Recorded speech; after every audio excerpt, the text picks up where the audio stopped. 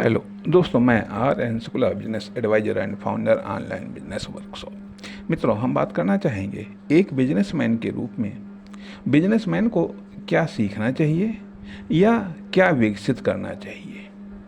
कुछ ऐसा जिससे उसका बिजनेस जो किसी कॉमर्शियल एक्टिविटी, फर्म, दुकान या कंपनी के रूप में है और अधिक विकास को प्राप्त कर सके। ध्यान दीजिएगा, एक बिजनेसमैन के रूप में बिजनेसमैन को क्या सीखना चाहिए या क्या विकसित करना चाहिए। कुछ ऐसा जिससे उसका बिजनेस जो किसी कॉमर्शियल एक्टिविटी के रूप में या फर्म, दुकान या कंपनी के रूप में है वह और विकसित या और अधिक विकास को प्राप्त कर सके या विकसित हो सके।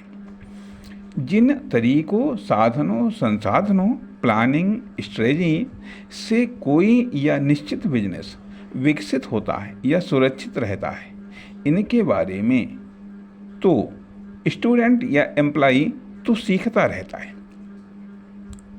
ध्यान दीजिएगा कि जिन तरीकों, साधनों, संसाधनों, प्लानिंग, स्ट्रेटजी से कोई या निश्चित बिजनेस विकसित होता है या सुरक्षित रहता है, इनके बारे में तो स्टूडेंट या एम्प्लॉई तो सीखता रहता है, पढ़ता रहता है, जानकारी जुटाता रहता है। लेकिन जिन तरीकों, साधनों, संसाधनों, प्लानिंग, स्ट्रेटजी, पॉलिसी से इनका बिजनेस जो किसी कॉमर्शियल एक्टिविटी, फर्म, दुकान, कंपनी के रूप में है विकसित होता है, सुरक्षित रहता है और अधिक विकसित होता है, को अपने बिजनेस में उस बिजनेस या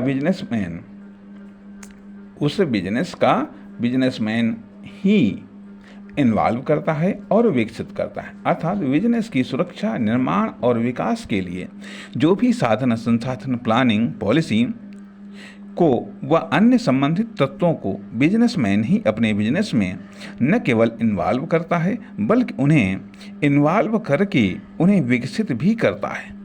एक बिजनेसमैन सीखता नहीं है, डायरेक्ट इन्वॉल्व करके उन्हें विकसित करता है, क्योंकि